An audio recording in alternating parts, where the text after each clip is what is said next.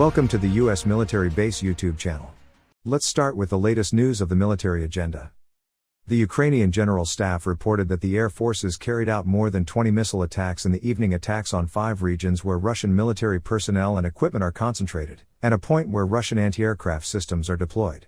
Artillery and missile units operating simultaneously with these attacks by Ukrainian warplanes and helicopters struck a Russian anti-aircraft missile system, a group of Russian military personnel and equipment, and a radar station. Continuing their attacks in the dark hours, the Russian forces tried to achieve success on 3 different fronts.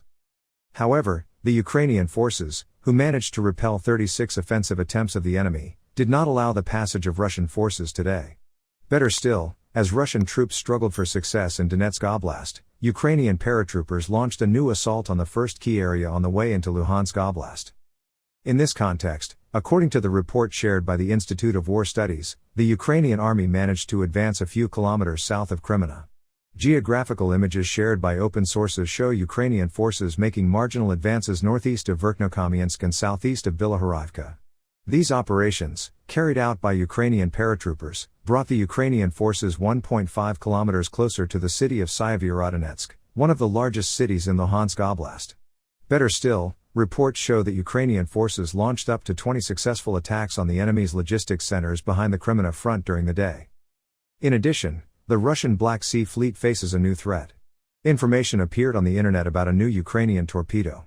Based on the conditions and nature of the war in Ukraine, this weapon was developed by a special team, the Ukrainian group Brave One.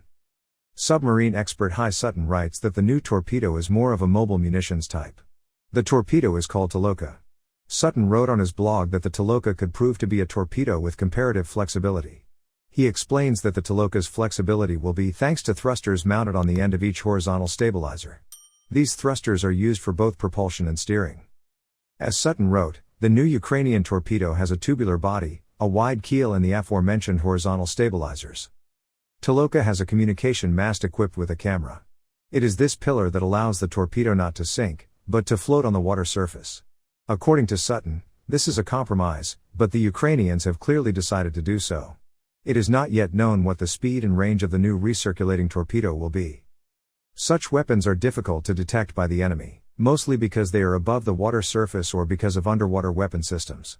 The American expert claims that the explosive is actually in the underwater part of the torpedo.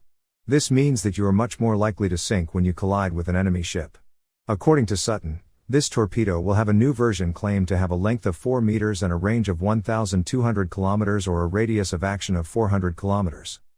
In addition, the Russian Ministry of Defense has released a video showing the operation of the Russian Baikal armored train. Russians call it Armored Fortress. The train was equipped with a variety of weapons, such as drones, anti-aircraft missile systems, and mobile vehicles in freight cars. The video shows the different works of Baikal by moving the railroad tracks. The anti-aircraft missile system is located in an open carriage. Its function is to monitor what is happening in the air. The anti-aircraft gun operator says they had a tough time on the train, including dealing with enemy artillery fire.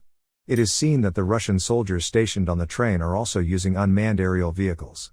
There is no information on whether there are kamikaze drones in the wagons, but there are reconnaissance mini-quad helicopters.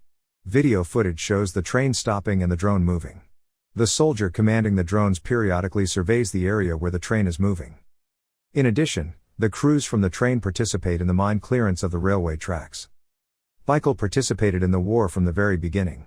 Western media reported last March that the train was involved in Russian military operations.